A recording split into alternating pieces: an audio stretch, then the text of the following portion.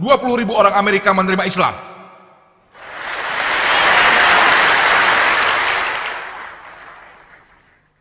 Dan setelah 11 September, aku di sana tanggal 9, jadi 2 hari sebelum aku pergi. Kalau tidak aku mungkin...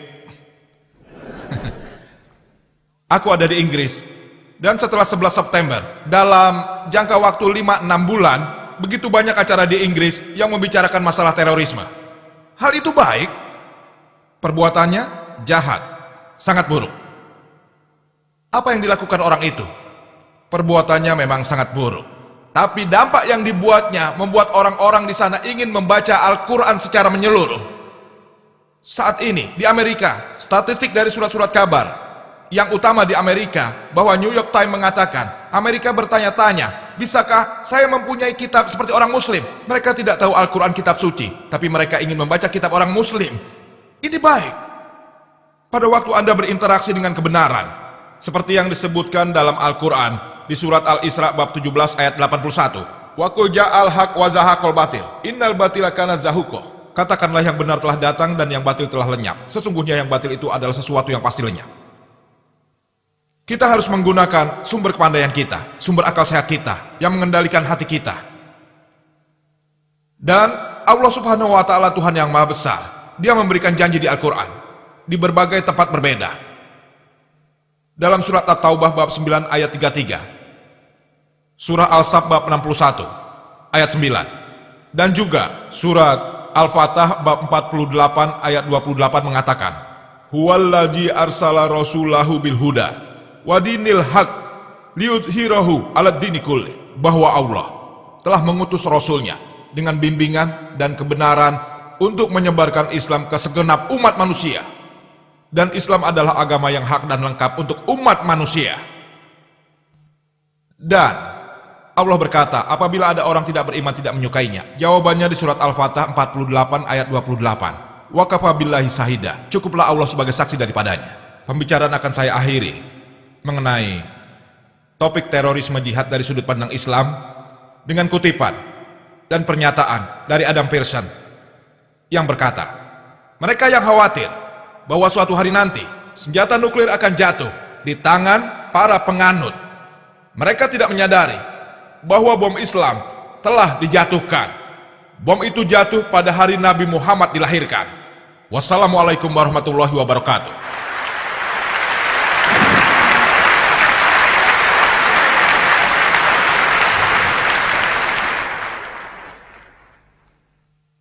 Terima kasih Dr. Zakir Naik. Sekarang kita minta saudara kita untuk memberikan penghormatan kepada pembicara utama kita hari ini, Dr. Zakir Naik, dan juga tamu-tamu kehormatan.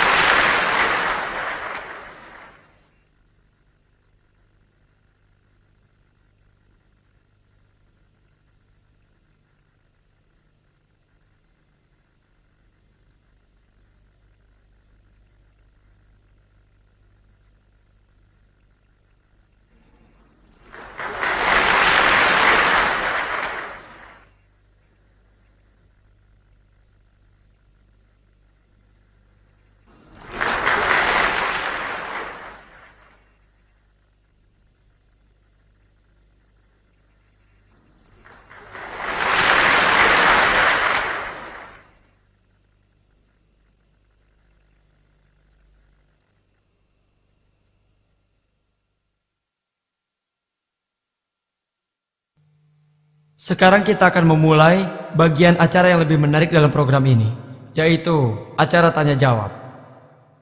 Mohon bertanya secara bergiliran. Ada pertanyaan pertama? Dr. Zakir, nama saya Wazikar. Saya beragama Kristen. Kami diberitahu bahwa pengikut pada saat perang salib terhitung sebagai perang suci. Saya orang Kristen, Pak. Kami diberitahu bahwa pengikut di perang salib juga ikut serta di dalam perang suci. Tapi setelah menonton filmnya, saya melihat betapa banyaknya terorisme yang mereka lakukan pada muslim yang tidak berdosa. Apakah menurut Anda terorisme itu dimulai dari perang salib tersebut? Apakah ini cara lain suatu kelanjutan tentang pertentangan terhadap muslim selama beberapa abad ini? Tapi terorisme kini kelihatannya sangat berbeda. Mengapa negara-negara barat setelah perang salib kini malah mengejar terorisme? Bagaimana menurut Anda? Ini pertanyaan yang bagus. Dari seorang Kristen yang berkata bahwa dia diberitahu bahwa perang salib adalah perang suci dan orientalis pun menggunakan kata perang suci untuk mengartikan jihad.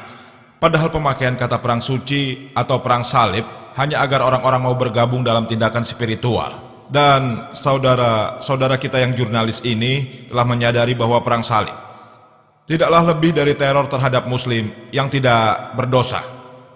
Tapi saya tidak akan membicarakan itu, saya hanya akan bicara tentang konsep Islam. Karena saya tidak akan membicarakan sisi negatif dari agama lain manapun. Seperti yang saya bilang tadi, semua agama sedikit banyak pernah membicarakan soal berperang. Karena itu saya tidak akan menyentuh agama lain. Bukan itu tujuan saya ada di sini. Tapi jika Anda bertanya, saya harus menjawabnya. Ya, Anda benar. Perang salib memang menteror muslim-muslim yang tidak berdosa. Hal itu berlanjut sampai sekarang. Hal yang dulu mereka lakukan, sekarang pun nampaknya mereka lakukan pada orang-orang muslim. Jika Anda lihat, dunia kini memperhatikanmu. Kita lihat dunia sekitar kita. Berapa banyak orang yang menerima Islam, agama yang paling cepat berkembang di dunia.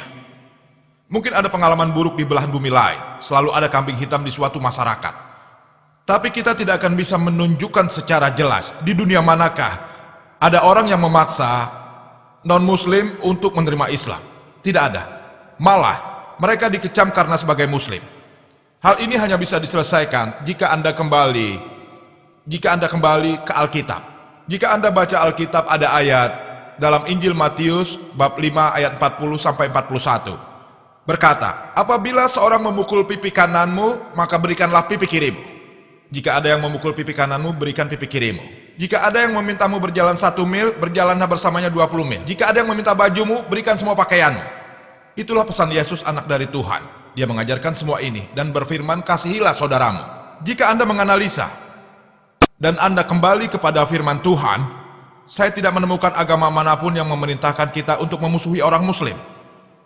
Karena itulah saya berkata, semua orang perlu kembali ke kitab yang menurutnya paling suci, kitab manapun juga. Jika kita kembali ke kitab kita, seperti yang diungkapkan dalam surat Al-Imran bab 3 ayat 64. Ta'allau ila kalimatin sawa'im bainana wa bainakum. Marilah berpegang pada suatu ketetapan. Ketetapan apa yang pertama? Allah na'budu illallah. Kita hanya menyembah Allah. Dalam pembicaraan besok, dalam topik keharmonisan universal, bagaimana cara kita mendapatkan keharmonisan dengan kembali ke kitab suci. Karena saat kita kembali ke kitab suci, kita akan lihat konsep keharmonisan ada dalam kitab suci. Terima kasih.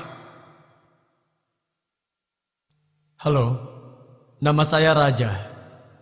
Assalamualaikum. Waalaikumsalam. Dengan nama Allah, Maha Pengampun, lagi Maha Penyayang.